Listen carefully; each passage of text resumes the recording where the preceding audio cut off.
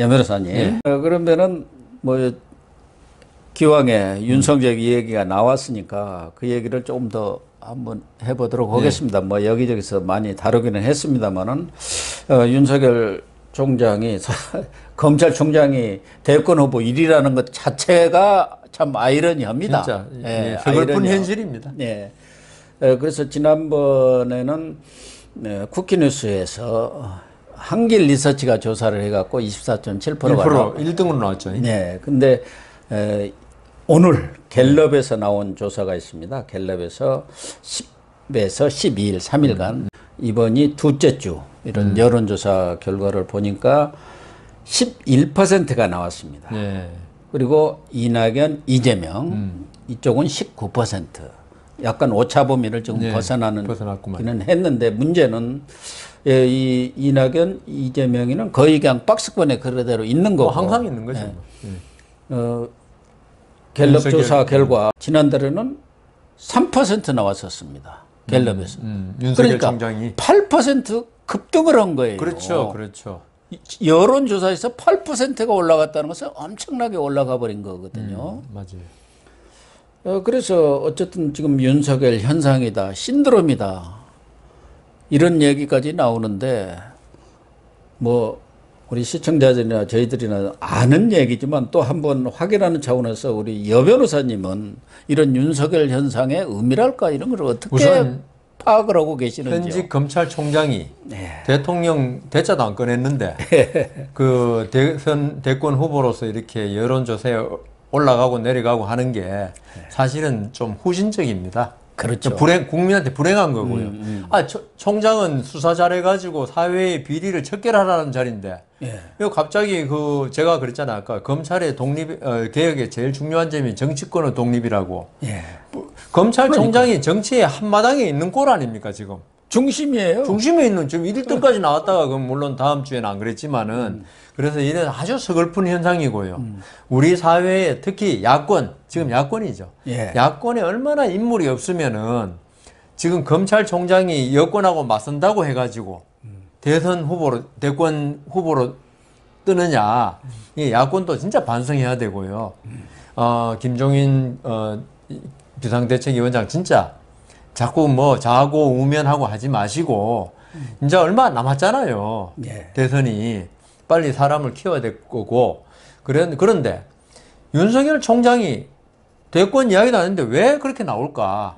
그건 결국은 뭐 거기서는 잘 아시다시피 그 여권에 대한 반발 심리죠. 여권이 특히 추미애 장관 그 쇠가 왜 단단해집니까? 불에 달궜다가 그 다음 두드리고 계속 고난을 줘야지 단단해지고 이게 좋은 쇠가 되더라고요. 그러니까 국민들이 볼 때는 이 여권이 이게 자꾸 자기들 뭔가를 감추려고 윤석열 총장을 공격한다는 느낌을 받아요. 응? 뭐 숨길 게 아까 원전 문제라든가 그다음 울산시장 문제라든가 나임 옵티스 문제라든가 이 계속 나오면서 이게 수사가 지금 아직 뭐 지지부진하지 않습니까? 지금 원전은 이제 시작했으니까 그렇다 치더라도 여기서 이 문제가 사실은 이 정권에 대한 어떤 심판을 앞으로 해야 될 재료들인데 여기에 대해서 추미애 장관이 아까 앞서 나가면서 그 청와대 여권의 바람막이 되면서 윤석열 총장을 꺾어가지고 자기들이 계속 집권하는 어떤 토양을 지금 만들려고 하는 거 아니냐 이런 느낌이 드는 거예요. 그러니까 이쪽에서는 계속적인 집권, 집권 뭐냐 하면 계속적인 대통령을 가지겠다는 거 아닙니까? 여기에 대한 반대되는 게 윤석열이니까 윤석열은 갑자기 대선 후보로 되는 거예요, 이게. 그렇지 않습니까? 그래서 윤석열 총장이 뭐 정치적인 정치력을 발휘해서 1등이 아니고 이쪽에서 계속 만들어주고 있다. 어떤 검찰이 해야 될 문제를 정치화 시켜버렸죠. 지금 이 정권이. 검찰의 정치화를 시킨 게 바로 추미애 장관이고 이 정권입니다. 아까 이낙연 대표가 뭐 그런 말, 탈원전 문제 수사에 대해서 한마디 했다는데, 그러니까 윤석열 총장은 갑자기 정치적인 인물이 돼버리는 거예요. 아니, 이게 수사 자체가 정치적이라 그러니까, 그걸 하는 윤석열 총장은 막는 쪽은 여권, 하는 쪽은 야권 비슷하게 야권은 아니고요. 그러니까 윤석열 총장이 갑자기 정치적 인물이 돼버린 거예요. 가만히 있는데도. 그러니까 그 야권에서는 지금 특별한 떠오르는 주자가 없고, 그러니까 윤석열 총장이 이 여권을 좀 무찔러 달라. 그런 국민의 무찔러하기 딴 게 아니고 대선에 나가서 얘기하는 게 아니고 지금 여권에 있던 어떤 잘못된 점을 좀 속 시원하게 이게 대선 후보로서의 지지율보다도 그 당신이 자고우면하지 말고 이 그 여권의 눈치 보지 뭐 눈치는 안 봅니다만은 이게 마지막이다. 응? 내가 법조인으로서 검찰총장으로서 그런 모든 신명을 걸고 이 여권의 잘못된 걸 파헤쳐 달라. 이 희망이 기대가 투영된 거지 실제로 대권 후보로서 그러겠냐? 그렇죠. 그러니까 여론조사도 지금 윤석열 총장은 하지 말라고는 했지 나 좀 해달라고 한 적이 없어요. 없죠. 그러나 언론사라든가 여론조사 기관에서 자체적으로 하는 것 자체를 막을 수는 없죠. 그것도 또 막아달라고 여당 의원들은 선관위 그 애계류에서 뭐 사무총장인가 그 사람한테도 얘기를 했더라고요. 아니 그건 윤석열 총장이 나 넣지 말라는 거 이해 가는데 여권에서 왜 이야기해요 그걸? 아니 선관위에서 그럼 무슨 여론조사 기준을 만들어달라 현지에게 뭐 있는 사람 여론조사야 뭐 누구든 저라도 할 수 있는 거 아닌가요? 그러니까 말도 안 되는 소리를 하던데 문제는 지금 아까 옵티머스 얘기도 나왔습니다만은 거기도 지금 이낙연 대표한테 뭐 독학기도 사주고 최근 이제 자기들은 사실 무근이라도 얘기를 했지만 1,000만 원어치 집기도 사무실 그 캠프 사무실에 사줬다는 보도가 엄청나게 나왔잖아요. 라인만 하더라도 뭐 여권 인사들 이렇다 할 사람들이 지금 계속 이름이 나오는데 이것도 지금 막아놓은 상태인데 어째서 그런 여러 가지들을 볼 때 윤석열 총장이 제대로 좀 수사를 해달라든가 어떤 그 비리에 대해서도 엄정하게 해달라는 그런 국민적 여망도 투영이 안 되었겠습니까? 네, 그거죠. 근데 문제는 계속 우리 여 변호사님도 저도 뭐 그렇습니다만은 그 야당 대권 후보냐 아니냐 이렇게 인식을 하고 있는데 김종인 비대위원장은 아주 또 다른 해석을 하셨더라고. 얼마 전에 엊그저께 비대위 하면서 그분은 야당 정치인 아니다. 정부에 있는 사람이고 정부 내에서 누가 제일 말하자면 공정하고 정의로운 사람이냐. 이 정권이 추구하는 게 그거니까. 그중에서 이낙연, 이재명보다 훨씬 나으니까 자기들 내에서 1등을 한 거다. 더군다나 이런 여론조사 결과는 말씀하신 대로 무슨 대권 주자로서 여론조사라기보다는 현재의 그런 국정 운영에 있어서 제대로 일을 하고 있는 사람이 누구냐에 대한 판별이다. 이렇게 또 얘기하시니까 그것도 일리가 있네요. 저는 일리가 없다고 봅니다. 김종인 위원장은 지금 어떤 대선 주자에 관해서 본인이 어떤 역할을 하려고 생각하시는 분이에요.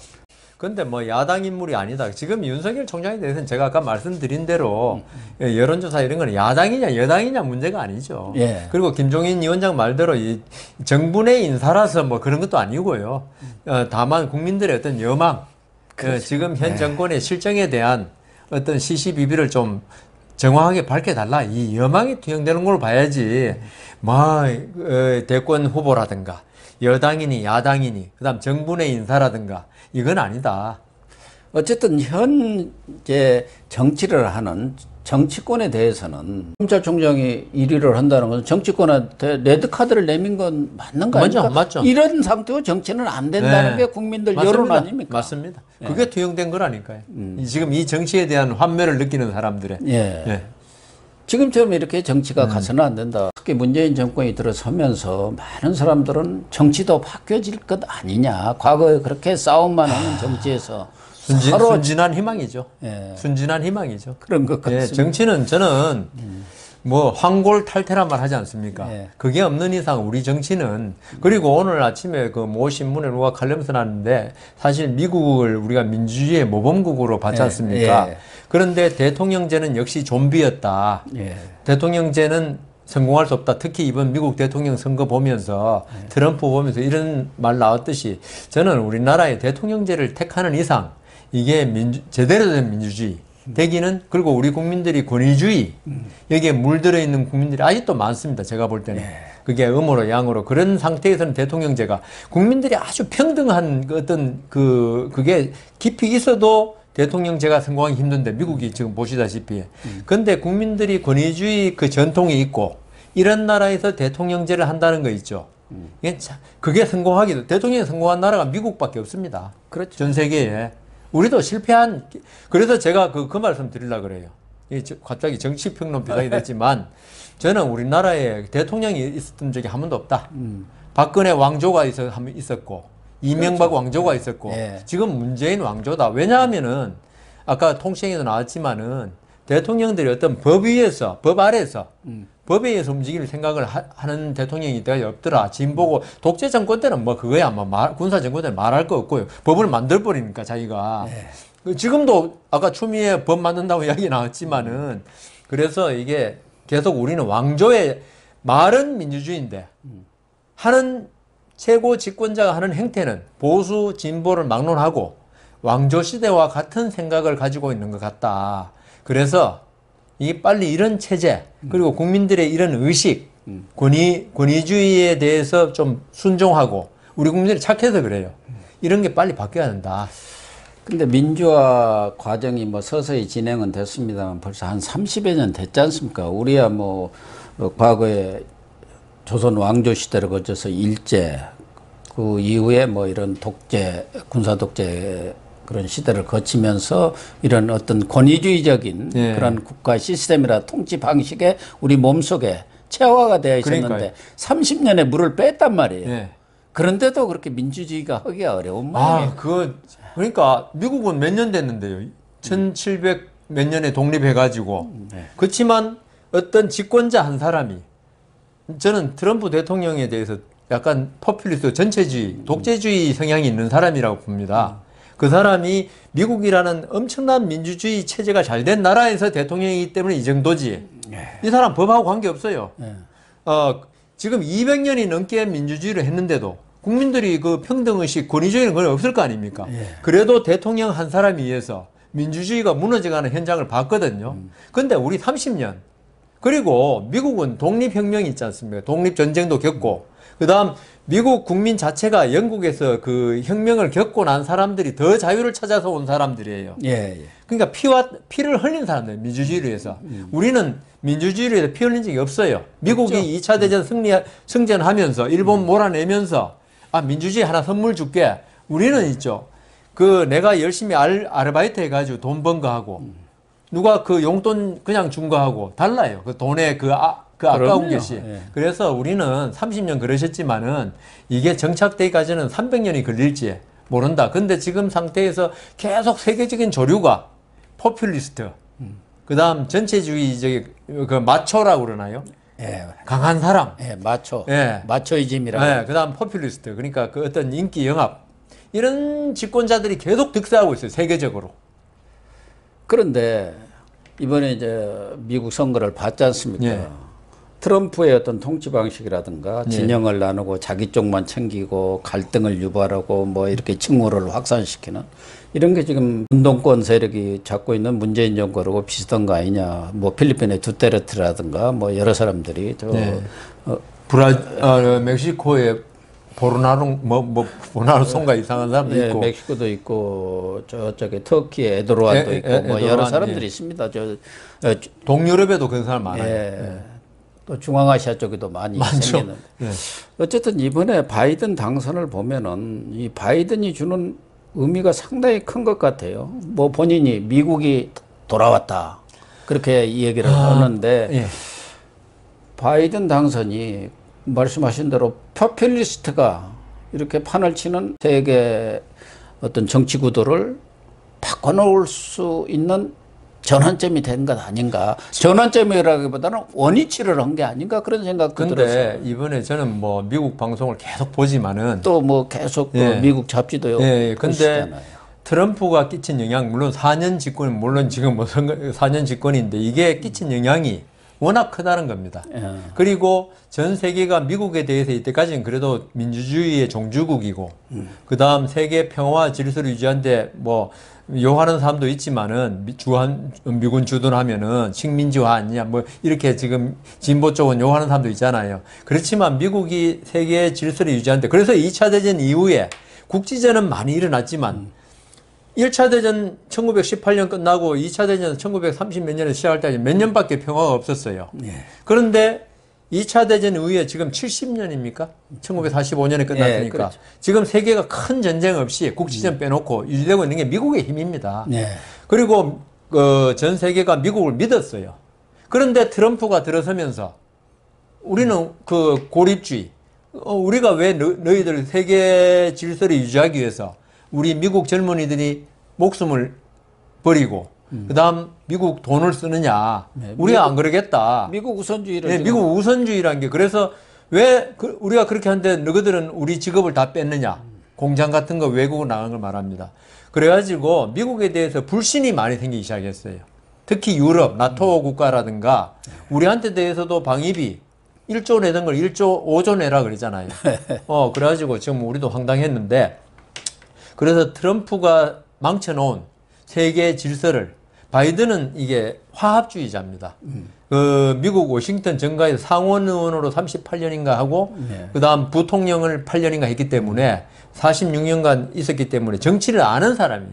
그리고 이 사람은 민주당이잖아요. 공화당 쪽에도 친구가 상당히 많아요. 그래서 타협의 정치를 하고, 그리고 바이든은 우선 냉정하고 이성적입니다. 정치를 알고, 트럼프는 사업만 하던 사람이에요, 순전히. 사업의 속성이 있죠. 뭐 다 그런 건 아니겠지만 남을 죽여야 내가 사는 세계예요. 정글의 법칙이죠. 그리고 사업은.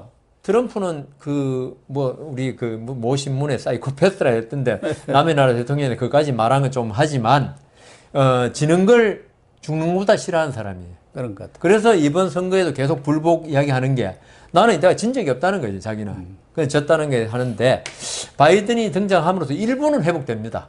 세계 어떤 질서가, 그리고 이제 옛날로 돌아가는 거.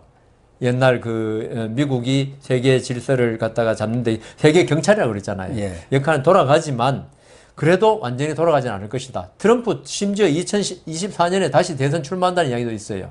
이방카가 한다는 얘기도 있다. 그런 게 있고. 그래서 미국이 지금 세계적인 조류가 보면 아까 말씀드린 대로 강한 사람, 그 다음 포퓰리스트가 계속 등장하다 보니까 미국의 백인들이 또다시 이 바이든에 대해서 어떤 실망을 할 수도 있어요. 트럼프의 향수에 젖어가지고. 이번에 그래서 트럼프가 이야기 7,200만 표 정도 얻었습니다. 바이든이 7,700만 표, 한 500만 표 이상 차이 나는데, 우리가 생각할 때 트럼프가 하는 걸 보면 극히 비정상적이고 비이성적인데 왜 7,200만이 트럼프를 지지했느냐.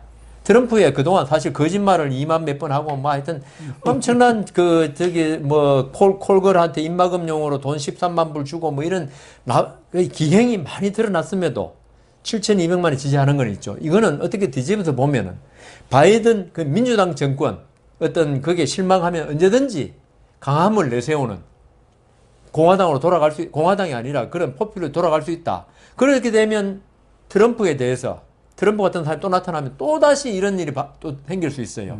그거는 미국 국민들 화이트 슈프리머시라 그러죠. 백인 우월주의. 이 백인들이 인구는 이제 비중은 자꾸 줄지만은 미국이 그래도 아직 백인이 다수입니다. 인구 구성상 60에서 70% 사이 될 거예요. 그러면 백인이 어떻게 움직이냐에 따라서 대통령이 누구 되는데, 백인들은 아직도 향수, 200년 전에 노예를 부리고 하던 향수에서 아직은 완전히 못 벗어났다. 그래서 저는 일정 부분 돌아오겠지만 바이든이 엄청난 노력을 해야 될 겁니다. 그렇지 않고는 미국의 신뢰를 회복하기가 힘들 것이다. 그래서 미국은 자기들 나라의 문제니까 일종의 바이든 정신이랄까, 바이든의 어떤 정치적 성향이랄까, 이런 것은 말씀하신 대로 타협의 정치, 통합이라든가 포용의 정치, 그렇게 하려고 그러죠. 어떻게 보면 또 실용주의적인 그런 맞습니다. 생각들을 갖고 있는데, 중요한 것은 바이든이 미국 대통령이 되면서 우리도 이제 2022년 대선이 있고 우리 정치한테 어떤 영향을 미칠 것인가. 그런 안보 문제나 이런 것은 많이 변화가 있겠지만 과연 미국 대통령이 트럼프에서 바이든으로 바뀌면서 우리의 어떤 대선 지형이랄까 또 국민들의 생각도 저렇게 정상적인 사람들 좀 포용적인 사람들 이런 쪽으로 바뀔 수 있을지 그런 가능성 그게 저는 의미가 있다는 것이지 자기들끼리 뭐 싸우고 하는 것은 뭐 미국 문제고 뭐 그건 좀 이따 대북 문제만은 확실히 좀 나빠질 것이다. 예, 바이든은 북한의 인권 문제를 중시하니까 트럼프는 인권이 어떻든 아무 관계 없고 김정은이하고 사진 찍으면 최고인 사람이니까 그 부분에서는 문재인 정권이 일정 부분 손해를 볼 가능성이 있다. 대북 문제 해결을 문재인 정권이나 진보 정권은 가장 치적으로 생각하지 않습니까? 이게 미국이 결국 바이든 정권이 협조하지 않으면 힘드니까. 근데 그 기본적으로는 미국의 어떤 대선, 민주당 정권이나 이런 게 들어서는 게 우리나라만큼 미국도 물론 양분화되어 있습니다. 진보하고 보수로 민주당과 공화당으로 했지만 미국은 그래도 우리나라만큼 안 되고 그다음 미국 국민들은 어떤 정치적 성향이 어떤 토론과 대화 이런 게 아주 습관화돼 가지고 아주 극렬하게 이런 어떤 뭐 종교적으로 막 어떤 그걸 아닌데 우리는 아직도 좀 그게 좀 약하지 않나.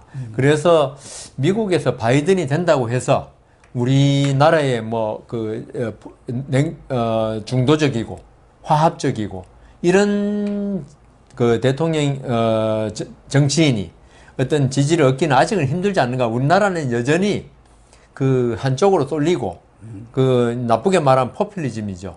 이런 사람이 될 걸 계속 그 인기를 얻을지 않을까. 그래서 아마 이재명 지사도 그런 우리나라 사람들의 어떤 그 정서를 잘 알고 있으니까 계속적으로 하는 게 지금 민주당도 뭐 보수라고 할 정도니까 이재명 지사는 아주 좀 극단적인 사회주의로 가지 않을까. 이재명 지사가 만일 그 정권을 잡는다면은 우리나라 국민들의 빨리 어떤 이게 경각심을 가지고 중도적이고 타협적이고 이런 사람이 우리 지도자가 돼야 되는데 저는 걱정이 많습니다. 그러니까 바이든이 설사 당선이 됐다고 하더라도 저는 그런 것들을 미국의 트럼프 패배와 바이든의 승리 이런 것을 보면서 우리 국민들도 상당히 심리적인 무슨 직접적인 영향이 뭐 있겠습니까? 무슨 어떻게 미칠 수도 그렇죠. 없는 거지만 우리도 이제 정상으로 돌아가야 하는 것 아닌가 하는 그런 인식들이 생기지 않을까? 그게 이제 대선에 어떻게 저는 그렇게 생각하지 않습니다. 제 개인적으로는 그게 그 너무 좀 피부에 저는 뭐 그 정치 전문가 아닙니다. 피부에 와닿진 않아요. 바이든이 된다고 해가지고 아주 합리적이고 중립적인 사람이 정치를 할 때 나라가 이렇게 되는구나. 그게 우리나라한테 영향을 미치면은 좀 그게 이제 피부에 와닿겠지만은 지금 먼 나라 이야기지 않습니까? 그래서 바이든이 된다고 해서 뭐 나쁠 건 없어요, 우리나라한테. 그렇지만 우리나라 국민들이 지도자를 선택하는데 큰 기준은 되기 어렵지 않을까. 정세균 총리 같은 경우는 바이든 정신을 아주 상당히 강조를 하고 있더라고요. 예. 또 본인의 어떤 정치적 성향이 본래 그렇잖아요. 비슷한 것 같은데. 그런데 그때 말씀하셨다시피 정세균 총리 같이 그렇게 합리적인 한 분은 잘 안 된다고 그러시잖아요. 마지막으로 그 공수처장 특색은 야권 쪽 그러니까 국민의힘 쪽에서는 대부분 이제 검사 출신들이고 또 법원도 마찬가지고 또 민주당 쪽에서는 판사 출신들을 공수처장 후보로 올렸더라고요. 예. 그 10분에 대해서는 어떻게 느끼셨고 과연 그 중에서 압축이 될 건지 좀 전망을 해 주시죠. 뭐 그 개개인에 대해서 제가 잘 모르니까. 근데 판사 출신이냐 검사 출신이냐 그 부분만 말씀드릴게요. 간단하게. 그 공수처가 수사기관입니다. 수사기관인 거 보면 검사 출신이 맞는 것 같이 보이는데 공수처장은 수사를 직접 해서는 안 됩니다. 그렇죠. 네, 대통령이 임명하고 우선 정치적인 성향을 안 띌 수가 없으니까 그럴 경우에 공수처장은 아까 말씀드린 검찰하고 똑같습니다. 정치권의 압력을 배제시킬 수 있는 저항할 수 있는 사람이 돼야 됩니다.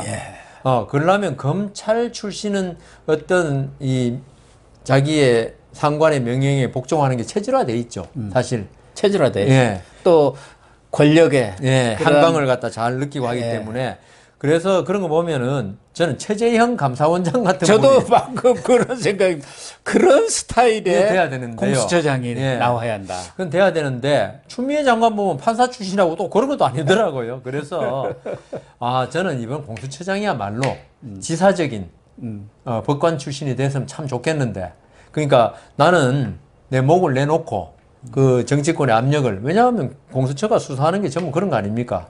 좀 그 정치권의 외압을 막아내 줄 수 있는 그런 사람이 됐으면 좋겠는데 참 걱정이 많습니다. 그 10명 중에는 안 보입니까? 저는 어차피 거기서 골라야 할 것 아닙니까?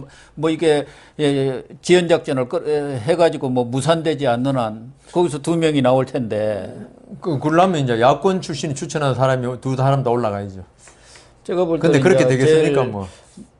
뭐 변협 출신 쪽으로 타협이 되지 않겠냐 하는 생각도 들고요. 여야 빼고 변협은 어쨌든 좀 중립적인 위치에 있다고 보면은 거기도 보니까 판사 출신들이 꽤 있는 것 같고 그러던데 눈에 띄지는 않았던 모양이죠. 아이고, 저는 저한테 그런 말씀 물어보신 게 참 제가 대답이 곤란한 게, 전 공수처 자체를 워낙 반대하는 입장이니까. 저도 마찬가지입니다. 누가 하더라도 네. 그건 뭐 하겠냐. 검찰만 제대로 살아있었고, 이렇게 지금 현 정권이 검찰 가지고 검찰 개혁이라는 이름으로 검찰을 난도질 안 했으면은 지금 그 공수처가 왜 필요합니까? 그렇죠. 지금 그 옥상 옥을 하나 만들어 놓고 공수처장을 누구 시키냐 가지고, 저는 그래 공수처에 대해서 희망도 안 가지고, 그런 기관은 빨리 다음 정권이 될지 모르겠는데 빨리 없애야 될 기관이라고 생각합니다. 없애기 전에 그냥 무산되는 게 제일 좋지만 뭐 바람직합니다. 예. 네, 시청자 여러분, 이번 주에는 그렇게 큰 어떤 이슈는 없어서 자잘한, 어떻게 보면은 뭐 작은 내용들을 가지고 얘기를 나눠봤습니다. 그러나 추미애 장관의 여러 가지 지금 언행, 기행입니다. 기행 이런 것들은 사실은 작은 문제가 아닙니다. 법무장관입니다. 그런 분이 헌법과 법률에 위반되는 법도 마음대로 만들겠다고 하는 그런 상황이기 때문에 사실은 그런 문제에 대해서 본질적인 문제점들을 여성원 변호사님께서 잘 짚어주셨다고 생각을 합니다. 다음 주에도 또 여성원 변호사님 모시고 한 주간 있었던 여러 가지 현안들을 또 소상하게 설명드리는 시간을 갖도록 하겠습니다. 시청해 주셔서 감사합니다.